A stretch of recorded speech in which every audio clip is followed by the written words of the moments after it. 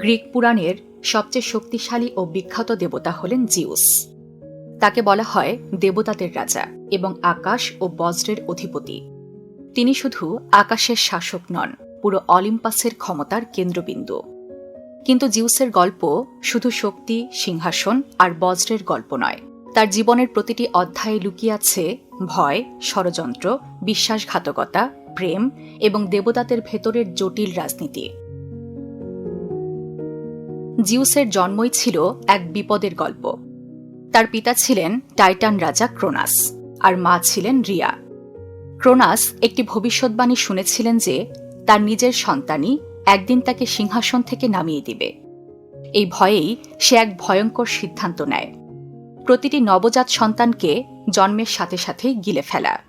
এভাবেই সে হেরা, Hades, ডেমিটার, Hestia এবং Poseidon সব সন্তানকে নিজের পেটে বন্দী করে রাখে।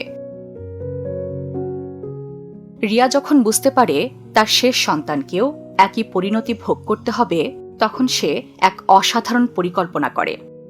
সে ক্রোনাসকে একটি পাথর কাপড়ে মুড়ে খাওয়ায় আর আসল শিশুকে গোপনে ক্রিট দ্বীপে পাঠিয়ে দেয়। এই দ্বীপ তখন ছিল দেবতা ও প্রকৃতির মিশ্রণে এক অদ্ভুত, শান্ত কিন্তু রহস্যে ভরা জায়গা।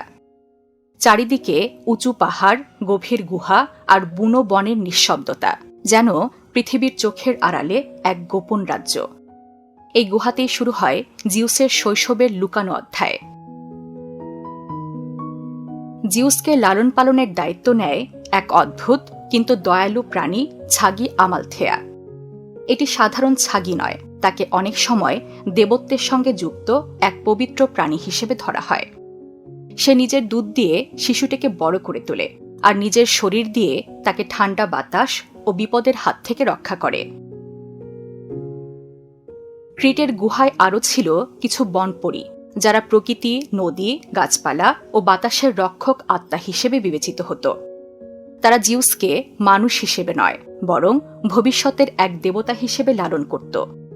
তারা তাকে গল্প শোনাত পাহাড়ের আত্মাদের, আকাশের দেবতাদের আর পৃথিবীর গোপন শক্তির। এই গল্পগুলোই ধীরে ধীরে তার চিন্তাকে বড় করে তোলে। সে বুঝতে শুরু করে পৃথিবী শুধু ছোট একটি গুহা নয়, বরং বিশাল এক যুদ্ধক্ষেত্র, যেখানে শক্তি ও শাসনই শেষ কথা। শৈশব থেকেই জিউসের মধ্যে এক অদ্ভুত পরিবর্তন দেখা দিতে থাকে। যখন আকাশে বজ্রপাত হতো, সে ভয় পেত না, বরং মুগ্ধ হয়ে তাকিয়ে থাকত।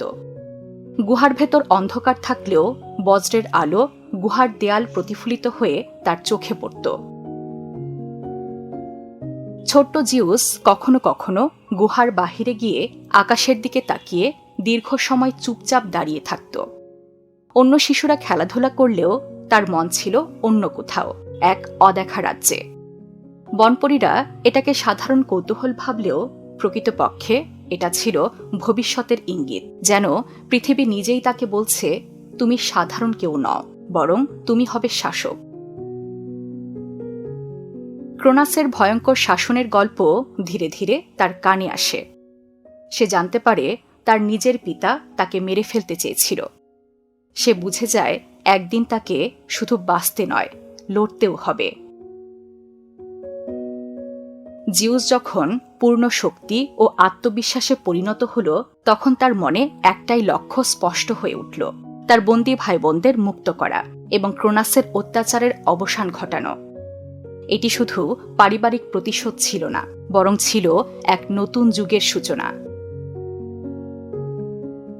জিউস সরাসরি যুদ্ধে না গিয়ে প্রথমে বেছে নেয় কৌশল। সে জানত শক্তিতে ক্রোনাসকে হারানো সহজ হবে না, কারণ সে ছিল এক ভয়ঙ্কর টাইটান রাজা। তাই সে এক চতুর পরিকল্পনা করে। এক দেবীয় পানীয় তৈরি করা হয়, যা ক্রোনাসের কাছে খাবার হিসেবে দেওয়া হয়। অজান্তেই সে সেই পানীয় পান করে ফেলে। কিছুক্ষণ পরই তার শরীর কাঁপতে শুরু করে আর এক ভয়ঙ্কর দৃশ্য ঘটে। ক্রোনাস তার গিলে ফেলা সন্তানদের একে একে বমি করে বের করে দেয়। এভাবেই হেরা, পোসেইডন, হেডিস, ডেমিটার এবং হেস্টিয়া আবার মুক্ত হয়, যেন অন্ধকার থেকে আলোয় ফিরে আসে। ভাই বোনদের মুক্ত করার পর শুরু হয় আসল যুদ্ধ, টাইটানোম্যাকি। এই যুদ্ধ ছিল শুধুমাত্র দেবতাদের লড়াই নয়, বরং ছিল পুরনো যুগ টাইটানদের যুগ এবং নতুন যুগ অলিম্পিয়ানদের যুগের সংঘর্ষ। একদিকে ছিল টাইটানরা, শক্তিশালী, প্রাচীন এবং অভিজ্ঞ। অন্যদিকে ছিল নতুন প্রজন্মের দেবতারা, জিউস, পোসেইডন, হেডিস এবং তাদের সহযোগীরা। যুদ্ধ শুরু হতেই আকাশ যেন ছিন্ন ভিন্ন হয়ে যায়। জিউস তার বজ্র নিক্ষেপ করলে আকাশে আগুনের রেখা দেখা যেত। পোসেইডন সমুদ্রকে উন্মত্ত করে তুলত, আর হেডিস পাতালের অন্ধকার শক্তি দিয়ে শত্রুদের ভয় দেখাত। টাইটানরা পাহাড়ের মতো বিশাল শক্তি নিয়ে আঘাত করত। মাউন্ট অলিম্পাস কাঁপতে থাকত, যেন পুরো পৃথিবী ভেঙে পড়ছে।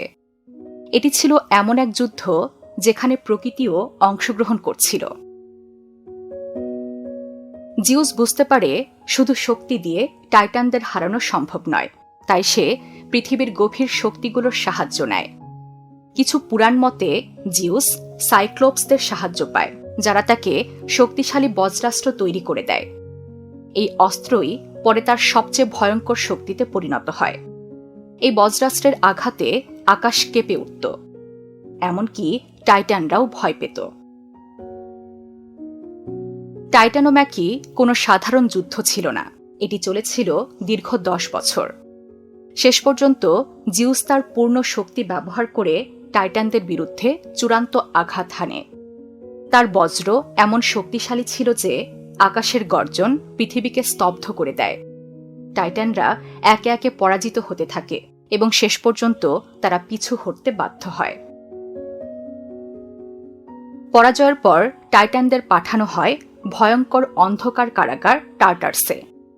এই স্থান ছিল পাতালেরও নিচে, যেখানে কোনো আলো পৌঁছায় না।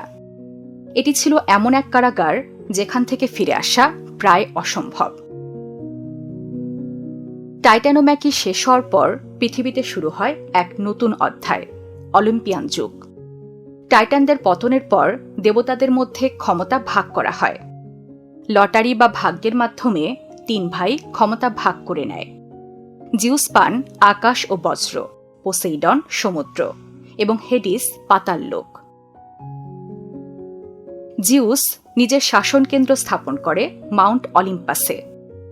এখান থেকেই সে দেবতা ও মানুষের পৃথিবী নিয়ন্ত্রণ করতে শুরু করে। তার প্রধান অস্ত্র ছিল বজ্র, যা তাকে প্রায় অজেয় করে তুলেছিল।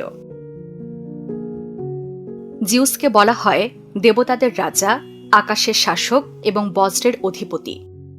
কিন্তু তার ক্ষমতার আড়ালে ছিল এক অতি জটিল ব্যক্তিগত জীবন, যেখানে প্রেম, আকর্ষণ, প্রতারণা, ঈর্ষা আর দেবতাদের রাজনীতির অদ্ভুত মিশ্রণ ঘটেছিল। তার স্ত্রী ছিলেন শক্তিশালী দেবী হেরা, কিন্তু তাদের সম্পর্ক কখনোই শান্ত ছিল না। এটি ছিল এমন এক দাম্পত্য যেখানে ভালোবাসার চেয়ে বেশি ছিল সন্দেহ, রাগ এবং প্রতিশোধ। হেরা ছিল বিবাহ ও পরিবারের দেবী। সে চেয়েছিল একটি স্থিতিশীল ও মর্যাদাপূর্ণ সম্পর্ক, কিন্তু জিউসের স্বভাব ছিল অস্থির ও স্বাধীন চেতা। জিউস বারবার দেবী ও মানব নারীর প্রতি আকৃষ্ট হতো, যা হেরাকে ক্রমাগত কষ্ট দিত। ফলে অলিম্পাসে প্রায়ই তীব্র দ্বন্দ্ব দেখা দিত। হেরা শুধু ঈর্ষান্বিতই ছিল না, সে ছিল প্রতিশোধ পরায়ণও। অনেক সময় সে জিউসের প্রেমিকাদের অভিশাপ দিত, তাদের জীবনকে দুর্বিষহ করে তুলত।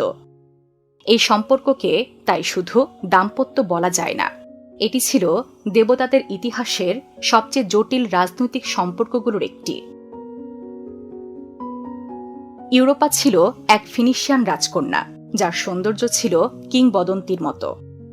জিউস তাকে দেখেই মুগ্ধ হয়ে যায়, কিন্তু সরাসরি প্রকাশ না করে সে এক অভিনব রূপ নেয়, এক সুন্দর শান্ত সাদা ষাঁড়। একদিন ইউরোপা যখন সমুদ্র তীরে হাঁটছিল, তখন সেই ষাঁড় তাকে আকৃষ্ট করে। সে সাহস করে ষাঁড়ের পিঠে উঠে বসে। ঠিক সেই মুহূর্তে জিউস তাকে নিয়ে সমুদ্র পেরিয়ে ক্রিট দ্বীপে চলে যায়। সেখানে তাদের সম্পর্কের ফলেই জন্ম নেয় এক নতুন সভ্যতার ভিত্তি, যা পরবর্তীতে ইউরোপ মহাদেশের নামকরণে প্রভাব ফেলে বলে বলা হয়। লেদা ছিলেন স্পার্টার রানী। জিউস তাকে আকর্ষণ করার জন্য এবার রূপ নেয় একটি রাজহাঁসে। একদিন ঝড়ের রাতে রাজহাঁসটি লেদার কাছে আশ্রয় নেয় এবং এই ঘটনাই তাদের গল্পের শুরু। এই সম্পর্ক এতটাই রহস্যময় ছিল যে এর ফলাফল নিয়েও বিভিন্ন মত আছে। কিছু মতে এই সম্পর্ক থেকে জন্ম নেয় বিখ্যাত হেলেন অফ ট্রয়, যার কারণে পরবর্তীতে ঘটে ট্রোজান যুদ্ধ। দানাই ছিলেন আর্গোসের এক রাজকন্যা। তার পিতা ভবিষ্যৎবাণী পেয়েছিলেন যে তার নাতি তাকে হত্যা করবে, তাই সে দানাইকে একটি অন্ধকার কারাগারের মতো ঘরে বন্দি করে রাখে। কিন্তু জিউসকে থামানো যায় না। সে আকাশ থেকে নেমে আসে সোনার বৃষ্টি রূপে। সেই সোনার কণার মধ্যেই সে দানাইয়ের কাছে পৌঁছে যায়। এই সম্পর্ক থেকে জন্ম নেয় পার্সিয়ান, যিনি পরে মেডুসাকে হত্যা করে ইতিহাসে বিখ্যাত হন। অ্যালকমিন ছিলেন থিবসের এক রাজপরিবারের রাজকন্যা। তিনি ছিলেন অত্যন্ত ন্যায়পরায়ণ এবং তার স্বামী অ্যামফ্রেটিয়ানের প্রতি অনুগত। তাদের জীবন ছিল শান্ত, কিন্তু সেই শান্ত জীবনের আড়ালেই এক অদৃশ্য শক্তির নজর রাখছিল, জিউস। জিউস অ্যালকমিনের প্রতি আকৃষ্ট হয়, কিন্তু দেবতা হিসেবে সরাসরি নয়, বরং এক ভয়ঙ্কর কৌশল নেয়। জিউস জানত অ্যালকমিন কখনো স্বামীর বিশ্বাস ভাঙবে না, তাই সে একদিন অ্যামফ্রেটিয়নের রূপ ধারণ করে অ্যালকমিনের কাছে আসে। বাহিরে থেকে সে ছিল একদম আসল স্বামীর মতো। চেহারা, কণ্ঠ, আচরণ সবকিছুই নিখুঁত অনুকরণ। অ্যালকমিন কোনো সন্দেহ না করেই তাকে স্বামী হিসেবে গ্রহণ করে। এই এক রাতের মিলনই পরবর্তীতে ইতিহাসের সবচেয়ে শক্তিশালী বীরের জন্মের কারণ হয়ে দাঁড়ায়। এই গল্পের সবচেয়ে রহস্যময় দিক হল একই রাতে দুই সন্তান ধারণের ধারণা। একজন ছিলেন জিউসের সন্তান হেরাক্লেস, অন্যজন ছিলেন অ্যামফ্রেটিয়নের সন্তান আইফ্লিক্লেস। এই ঘটনাকে বলা হয় ডুয়েল ফাদারহুড, একজন দেবতা, একজন মানুষ। জিউসের এই অসংখ্য সম্পর্ক অলিম্পাসে প্রায়ই অস্থিরতা সৃষ্টি করত। এই কারণে জিউস শুধু শক্তিশালী দেবতা নয়, বরং এক বিতর্কিত চরিত্র হিসেবেও পরিচিত। গ্রিক পুরাণে জিউস শুধু আকাশের রাজা বা বজ্রের অধিপতি নন, তিনি ছিলেন ন্যায় বিচার, শপথ এবং বিশৃঙ্খলার রক্ষক। তার ক্ষমতা যতটা ভয়ঙ্কর ছিল, ততটাই গুরুত্বপূর্ণ ছিল তার বিচার ব্যবস্থা, যা দেবতা ও মানুষের জীবনকে নিয়ন্ত্রণ করত। জিউসের সবচেয়ে ভয়ঙ্কর দায়িত্বগুলোর একটি ছিল শপথ রক্ষা করা। গ্রিকরা বিশ্বাস করত, কেউ যদি জিউসের নামে মিথ্যা শপথ করে তাহলে সে অবশ্যই শাস্তি পাবে, সময় লাগলেও তা নিশ্চিত। জিউসের সবচেয়ে বিখ্যাত অস্ত্র ছিল তার বজ্র, কিন্তু এটি শুধু যুদ্ধের জন্য ছিল না, এটি ছিল তার ন্যায় বিচারের প্রতীক। জিউস যখন তার বজ্র ব্যবহার করত, তার মানেই ছিল ঈশ্বরের রায় দেওয়া হয়েছে। জিউসের কাহিনীকে শুধু একজন দেবতার ইতিহাস হিসেবে দেখা যায় না, এটি আসলে একটি বিশাল মহাকাব্য, যেখানে শক্তি ও দুর্বলতা পাশাপাশি হাঁটে, আর দেবতাদের জীবনও মানুষের মতোই জটিল আবেগে ভরা। গ্রিক পুরাণের সবচেয়ে রহস্যময় দেবতা জিউস। তার গল্প শুধু বজ্রপাতের শক্তি আর আকাশের শাসন নয়, বরং এক অদ্ভুত দ্বন্দ্বের কাহিনী। সবকিছু জয় করেও সে যেন কখনো নিজেকে জয় করতে পারেনি। ক্ষমতার শিখরে থেকেও তার জীবন ছিল সন্দেহ, ভবিষ্যৎবাণী আর বিশ্বাসঘাতকতার ভয়ে ভরা। সে যেমন ছিল দেবতাদের রাজা, তেমনই ছিল নিজের ভাগ্যের কাছেও এক বন্দী। আকাশে যতই বজ্র গর্জে উঠুক, তার অন্তরের নীরবতা হয়তো কখনোই ভাঙেনি। আর সেই নীরবতার মধ্যেই লুকিয়ে আছে জিউসের আসল রহস্য। যদি এ ধরনের পৌরাণিক গল্প, রহস্য আর ইতিহাসের অজানা অধ্যায়গুলো সম্পর্কে জানতে চান, তাহলে বিশ্বপ্রান্তরে চ্যানেলটি সাবস্ক্রাইব করুন।